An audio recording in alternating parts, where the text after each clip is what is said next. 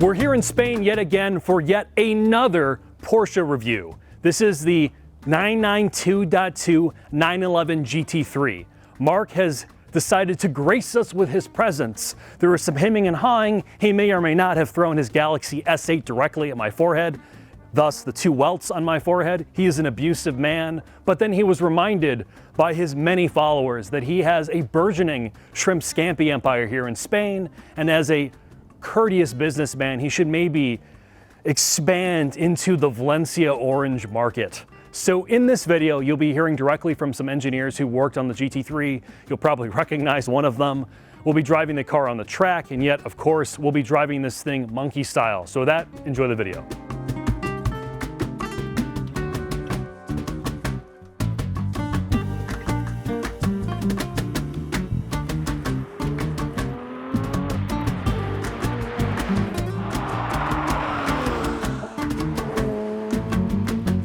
The 992.2 GT3. This is a mid-cycle refresh, and before we talk to some of the engineers responsible for it, let's briefly walk you through what they did to this car and why. They had a couple goals for this generation GT3, and the primary one was to keep it compliant with modern regulations, both software and, more importantly, emissions. They also wanted to improve on the few complaints people had with drivability, suspension tuning, nervousness of the car, and also they wanted to add more features you, the customer, have been demanding. Things like rear seats for the touring model, some more customization options, and a Y-Sock package to add even more exposed carbon fiber. Let's start with drivetrain first. This car had to meet modern emissions regulations, and they had to add 2 additional catalytic converters, which means more back pressure and which means less horsepower. This car now makes 502 horsepower and 331 foot-pounds of torque. The Passat made 503 horsepower and 346 foot-pounds of torque. While the car still revs to 9,000 RPM, has no fake engine noise, and still maintains its ITBs, it's something to note. They did change the camshafts. They added hotter cams and revised the throttle valves to give this more additional power. However, again, the cats did rob it of some of its torque, particularly down low. To get around that, they did reduce the gear ratios. They made them more aggressive. The final drive ratio has been shortened by 8% across both the manual and PDK cars, meaning this car technically has more wheel torque, and you're going to be able to interact with the gearbox more often. You'll be shifting more, which is exactly what you want in a car like this. One of the key philosophies to this generation GT3 is, while lap times are important, driver engagement is paramount.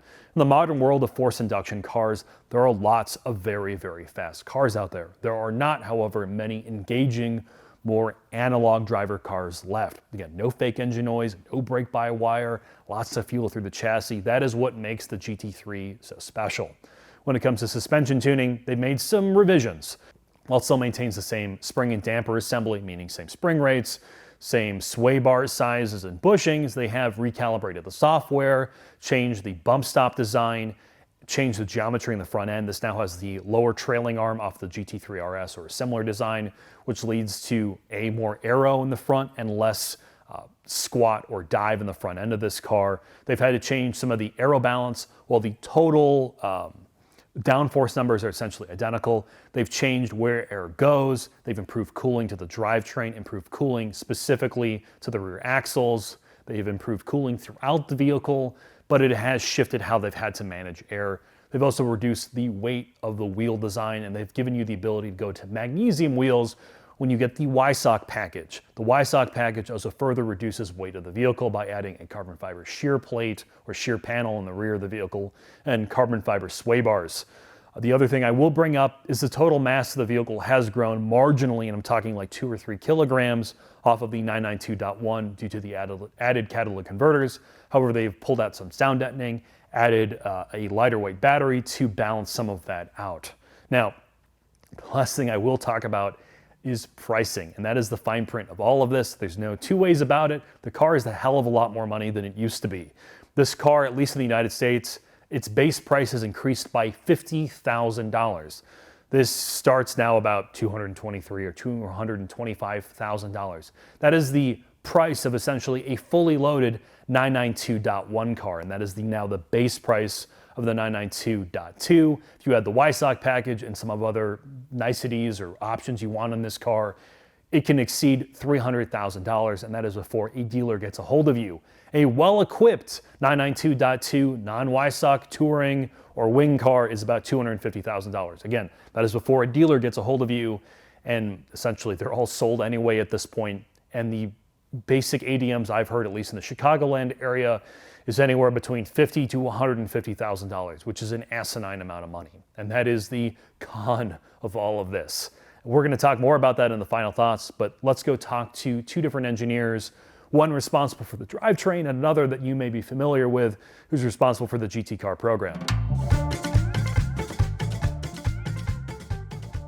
I'm here with Bjorn Rocky, who's the project manager for vehicle dynamics and suspension for the GT line cars. Obviously, that is a very fun job, to say the least. You're probably one of the more desirable jobs in the automotive space. You were telling me yesterday at dinner, Bjorn, you came from the motorsports world before you went to series production cars, correct? Yeah, exactly. I have a short history at Porsche designing suspensions for 911 Cup, GT3R, RSR, and decided 2018 to switch to the GT program to Andreas Bräuninger and help develop those cars. So you worked on the 992.1 and this 992.2. So I've already talked about some of the general philosophy changes. You've had to make advancements both to make a better car and to keep up with the ever-changing world of regulations. But can you walk me through from tip to tail what you guys did suspension-wise? Yeah, okay. Maybe let's start in the front. Of course, we always learn from the previous car, and the car that I was developing before this one was the GT3 RS. And we introduced an increased anti-dive at the GT3 RS to prevent the car from pitching under heavy braking, to keep a more stable aero balance in the car. And we introduced those parts here in the new Generation 2 GT3 just to give a better platform under braking and keep the aero balance more stable. That's the first part that we can talk about. We also did many aerodynamic changes in detail, improving the brake cooling in the front. That's a second part that we can talk about on the front. And yeah, then I guess you also want to know how we solved the compromise between road and track performance. I guess that's also a big issue for you. So talking about the suspension tuning, one of the biggest complaints of the first gen car is it tended to tramline, and there was quite a bit of harshness to the overall ride of the car. Yeah. Without changing the spring rates, the dampers or the bars, it sounds like the bushings, how did you get that extra compliance out of the suspension? Exactly. For us, it was very important that we don't compromise road or track performance, so we had to improve in both. And our strategy was to increase the way of linear travel in the car. So we worked on the bump stop. In the Generation 1, we had a pretty conventional bump stop. And in the Generation 2, we shortened the bump stop by about 25 millimeters to give you more free travel. And we changed the strategy of the damping to prevent the car or the suspension from hitting too harsh into that bump stop. And with it more linear travel, we could improve on curb riding, which you maybe could experience driving with Jörg. Yeah, basically we have two sensors in the suspension. We have a wheel travel sensor and an acceleration sensor. So basically we know exactly where our wheel is, what's the speed of the wheel. And yeah, there are many functions in the PASM where you can try to solve problems riding over curbs or riding over bumps. And it's a lot of detail work, changing parameters. So you cannot say it's a philosophy change. The biggest change is that we increase dramatically the damping force before hitting that bump stop.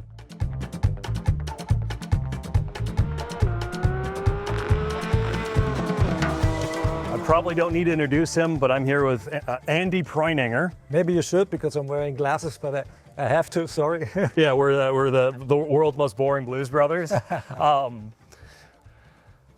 You're the head of the GT line. You've been doing this for 2.5 decades. a long time. Long time, yeah. You're definitely an old hand at this point. How has your approach changed philosophically now versus when you started on the GT cars back in like 996.2?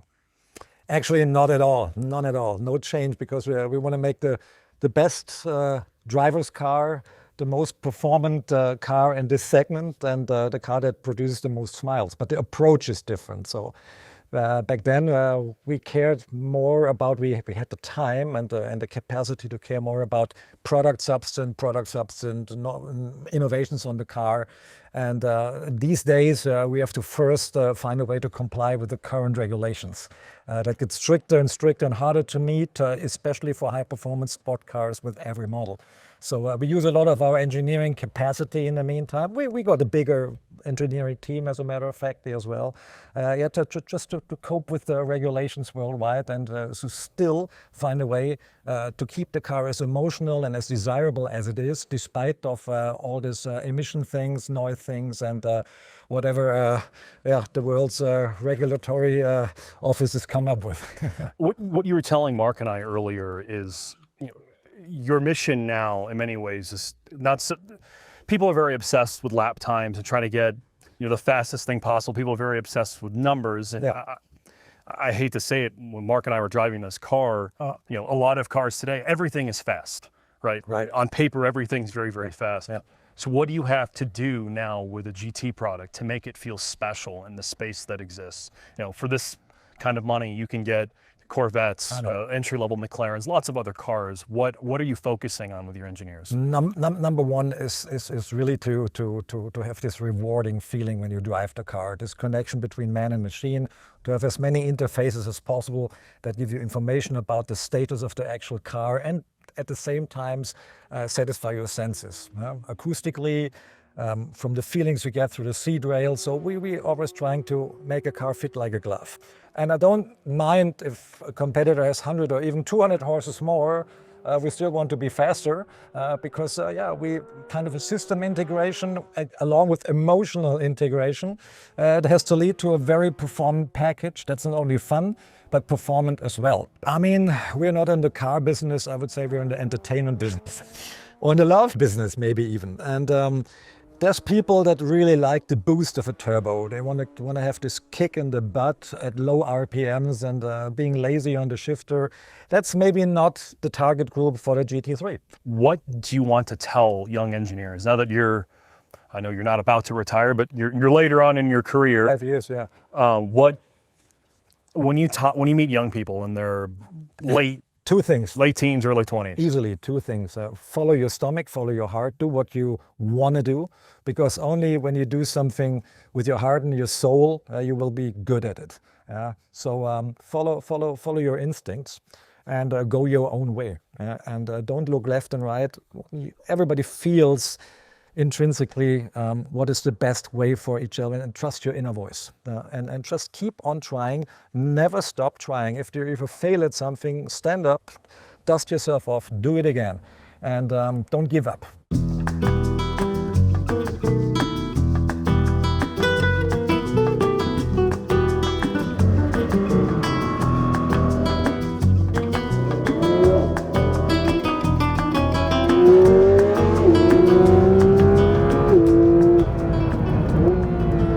Mark, 992.2 GT3 on track, chasing York Workmeister once again on a track I've never been on, and I have a window where I know you're going to be functional on this track drive. You're going to time out like an NPC. And 150-ish in the straight, Mark? The most common question we got before we started driving this is, how does it compare to my Nismo Juke? Yeah. And it's got a lot of work to do to compete with it. Oh my God, as you run the front tires right off the track. So we talked a lot about this car. We know that there's a lot of changes, a lot of iterative changes here to make it better. Seats, suspension, like little tweaks. And what does it add up to out here? What's your first impression? I know this is probably not an original thought, Mark, but it's, the GT3 is a pretty good car. The gearing makes this more engaging. It's shorter. I don't notice the 20 foot-pounds of torque less it makes. The damping, both on the street and on the track, is better. It's more compliant. It absorbs bumps. And despite all of that, I am not the world's greatest driver. I'm not even remotely close. And the amount of confidence I have out here is, you know, I've done probably 6 laps around this track total, and I feel surprisingly calm. Well, the two things really is the biggest change is damping. You notice it on the track, and we've gone over some of the rumble strips that are asinine here, just on purpose. The car, it just takes it so much better. Yeah, you can see the dashboard vibrating more than you actually feel the impacts. It's such a well set up car. It's almost perfected. This is the golden era of this car at this point. I don't know what else you do to it besides add an ass load more power, which would also screw up the balance. Yeah, the steering is less darty than it used to be. You still have incredibly communicative brakes. Probably the best. Yeah, the brakes are incredible. Feeling brakes of any street car I've ever driven. Yeah. And I can play with the rear of this car so easily. I mean, we drove it on the street as a touring and a manual. How is it as a street car, Mark? It's soft and comfortable. I could do way more mileage in the GT3 now. Like it's not a car that's just a weekend toy anymore. Like, and I know that's a pro or a con depending on who you are. It's a GT3. It's supposed to be for the track, but I think they found a balance where it's just as fast on track now, handles the rough stuff, and it's better to drive on the street. It's less annoying, less fatiguing. And, you know, like that was the main takeaway for me. And then you add in the fact that you still have a PDK and a manual option on this car. And we've driven them both on track. The manual with the shorter gearing is my preferred. Honestly, I'd rather as good as the PDK is, it's so much more engaging to drive the manual out here. Though, you know, the PDK, while I agree with you, I would still buy the manual, is perfection. No, it is. I mean, this is just a perfect example of it. It feels like it's got that race car feel to it. Like it's so reactive. Oh! This guy. You're not in a Hellcat. You're not in my Nissan Nismo Juke, Jack. You can't get away with that here. What else do you want the boys and girls at home to know about this car? Other than, again, it is a very, very, very good car. Is it worth $50,000 to $60,000, $70,000 more? No, it's not from the 992. I'm just going to be straight up honest about it. I think both cars are tremendous. This is better, obviously. The price delta it's not there for me personally. I'm sure it will be with improvements. Again, all these iterative improvements make it a better regular daily street car. And if that's what you're buying this for, is to stuff it in a garage and drive it on the street, this is a better car. It might be worth that extra money. Yeah, or if you don't own a 992. Right. It's a big step up. I think, you know, out here, you notice it less. Yes, it's more compliant over curbing, but to me, that's not worth, you know, I can do a damper setup on this thing for that. Really, I think the only con, other than money, which we'll talk about in the final thoughts, is while it is still loud as hell in this car, and with the reduction in sound editing they did, it is technically quieter than noisier than the outgoing car on the street. The engine doesn't sound anywhere as good. No, it doesn't. It doesn't have that last 1,000 RPM drama, namely compared to the GT4 RS. That's what's missing. It's just more of a smooth, more tonal, balanced tonally car where it's not grating. And that's what I would say. The takeaway for me is this is a far less grating car to drive more of the time, and it's become easier to drive on the track while still scratching every itch you want from a hardcore naturally aspirated performance machine. I mean, it's amazing. They're all, you know, it's frustrating. I mean, it's frustrating that we can't all have $250,000 to all own these cars. Yes. Yes, it is. I want to say that there's something wrong with this car from a technical perspective. That it's not worth the money it is worth. What's wrong with this car is what's wrong with the world is that we all can't be millionaires and have 10 of these things. Well, all right, Mark. So with that, let's head into the final thoughts, sir.